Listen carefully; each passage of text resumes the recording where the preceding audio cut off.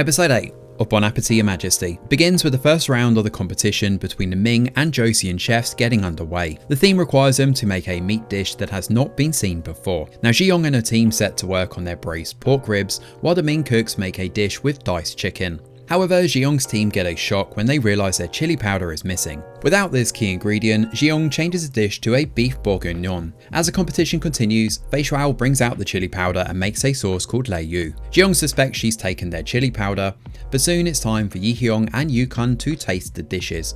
Now Ji-young's dish is received very well indeed, and she explains that while this is a new dish to this era, it's also a dish she will never receive. This is because it is traditionally made by mothers for their children in France, and Ji-young lost her mother a long time ago. Now Feixiu's dish, which turns out to be none other than Kung Pao chicken, is also enjoyed by the royals. Yu-kun in particular praises her creation of the new sauce called Yu. But before the royals can reveal their scores, Ji-young asks to taste the Ming's dish. After some argument and back and forth, she's given permission and she realises that Feixiu indeed took their chili powder. Now Feixiu claims that she got it through legitimate means and reveals that she traded for it with Prince Jaesan. Jaesan is forced to give Yi-hyung an explanation, and he claims he didn't know that Ji-young needed it. However, Tang Beilong is angry that his niece knew it was a key ingredient for the other side and took it anyway. It's unfair and he admits defeat for the Ming in this round. Yu-kun protests this and Yi-hyung eventually suggests a tie because the issue with the chili powder. He also gives the Ming envoy an advantage. If all 3 rounds end in a tie,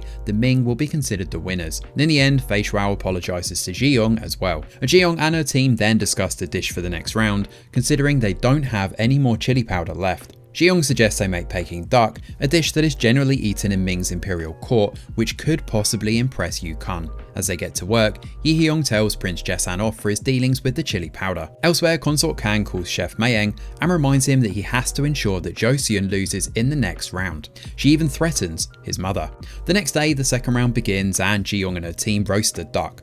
But when it's time for Chef Mayeng to cut the duck into careful pieces, he remembers Consort Kang's warning and ends up cutting his hand. Since Ji-young's hand is injured, Gil-gyum takes over. It turns out Chef Mayeng has been training her so hard for a moment like this, and a flashback shows that Chef Mayeng told Ji-young that he's compromised. She soon figured out that it was Consort Kang. Back in the present though, both teams complete their dishes. The royals first taste Tang Beilong's dish, which is made out of golden lotus and resembles Joseon's temple food. The royals highly enjoy it, and he suddenly starts speaking Korean and reveals that he was on a search for the ultimate taste, which he's found in Joseon's temple. He spent 5 years learning cooking in Joseon. Next up is Ji-young's Peking duck, and Yu-kun mocks her, saying it's a highly difficult dish to recreate. But he's soon forced to eat his words though, as he and Yi-hyung both thoroughly enjoy the dish, and it even brings tears to Yu-kun's eyes. After this, both royals write their scores, and the episode ends just before those are revealed.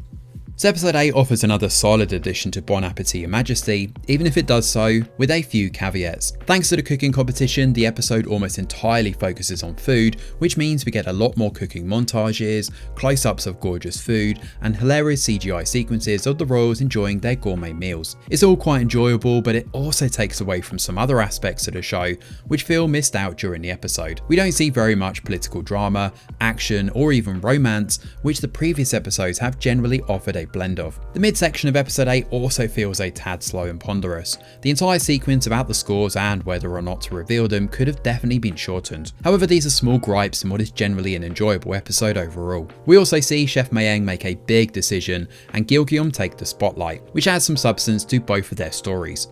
All the food looks fantastic, of course, and both Ji-young and Tang Beilong are incredibly watchable, talented characters who make good competitors in this competition. Now, as we gear up for the third round, it should be just as exciting as what we've seen here, but we'll have to wait until next week to find out what happens in this K-drama. But what about you guys? Are you enjoying Bon Appétit, Ya Majesty? Could this be considered one of the best K-dramas this year? As always, let us know in the comments below because we love hearing from you and getting involved in these discussions.